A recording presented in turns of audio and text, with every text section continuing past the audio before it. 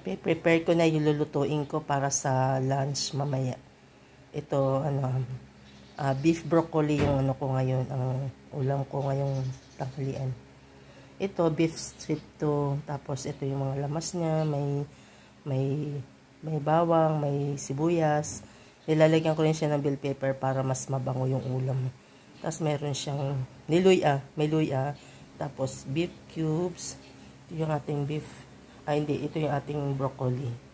Tapos, yung steam ng broccoli, sinasama ko kasi pandagdag din yan. Tsaka banatan mo lang kasi yung gitna malambot, yun yung hinahalo ko dyan. Ayan, magluluto na tayo. Okay. Itong beef, itong beef strip pala, sirloin, beef sirloin. Minarinate ko to, kagabi, overnight. So, ngayon, ihalo sa broccoli. Yun yung beef broccoli. Ang pinakulo ko dito, yun yung isasabaw ko rin. Prito muna natin isa-isa ang beef.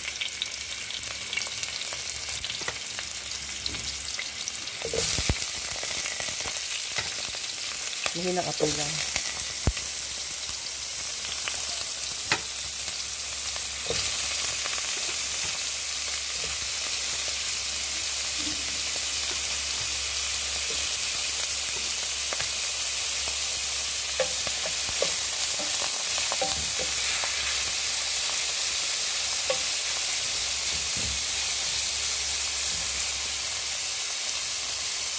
Hanggang sa maluto siya.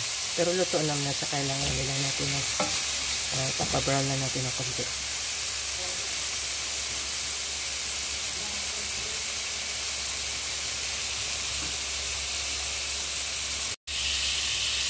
Ako lang yun, tapos takpan na natin siya.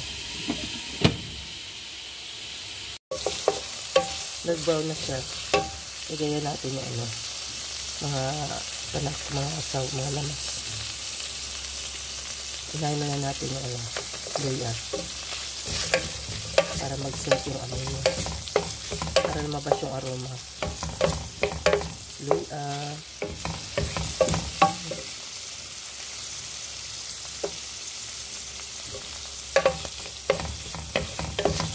yung karne sa bilig lang yun. At lagyan natin yung huli na yung ako kasi huli ko yung bawang kasi yun ang mabilis masunog. Sibuyas.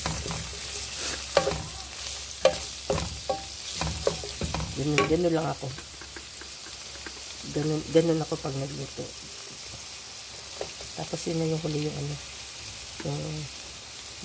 yung bawang. Pinakahuli na. O, pwede na natin mix na natin sila.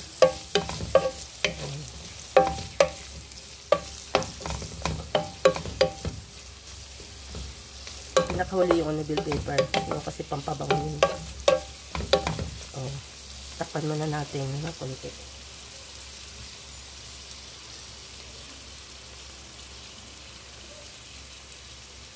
Takpan muna natin.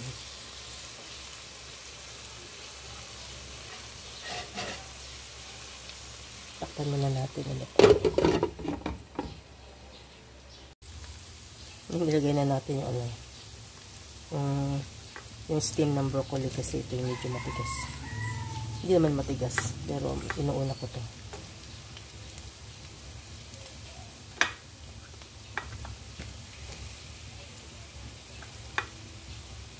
Kahit isang peraso lang na broccoli, marami na siya. Tama lang din sa akin kasi ako lang naman mag-isa. Tsaka yung kasama ko sa tindahan, bibigyan ko kaming dalawa.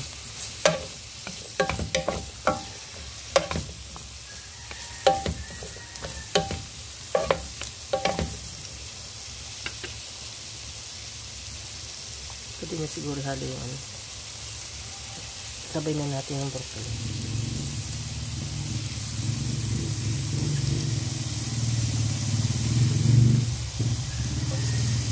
Lagyan na natin yung biscuit. Tapos yung yung sabaw na pinagkuluan natin, lagyan na natin.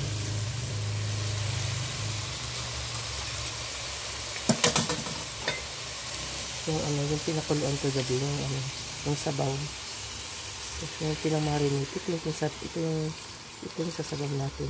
Hindi na tubig. Pero pag kinulang pa rin, pwede mo lagyan ng tubig.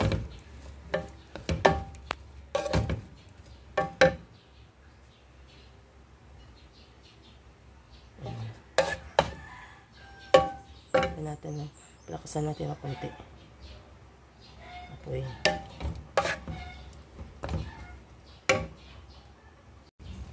Lagyan natin ng oyster sauce. Isang pack nito.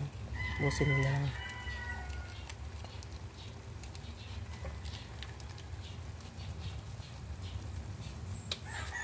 Lagyan natin lagyan natin yung malamas.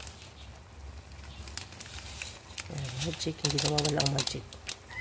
Hindi nawawala ang magic. Tapos tikman mo. Titikman kung tama lang pag pwede mo lagyan ng asin. Yan lang muna. Ganyan lang muna. Pag medyo matabang, pwede mo lagyan ng asin.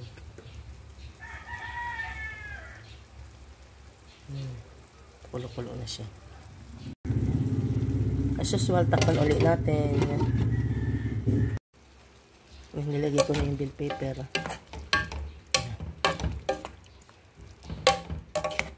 Hindi natin masyadong kasi yung gulay. Nadudurog. So titikman na natin yun.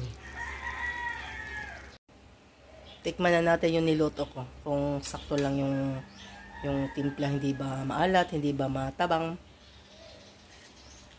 Sakto lang para sa akin.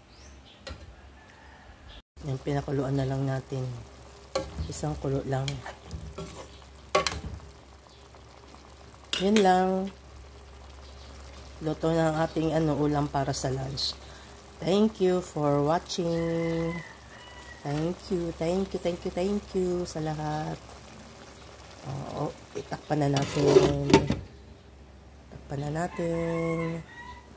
Nakaluto na ako. Kain na tayo ng ating lunch. Thank you for watching. Bye-bye. See you on my next video.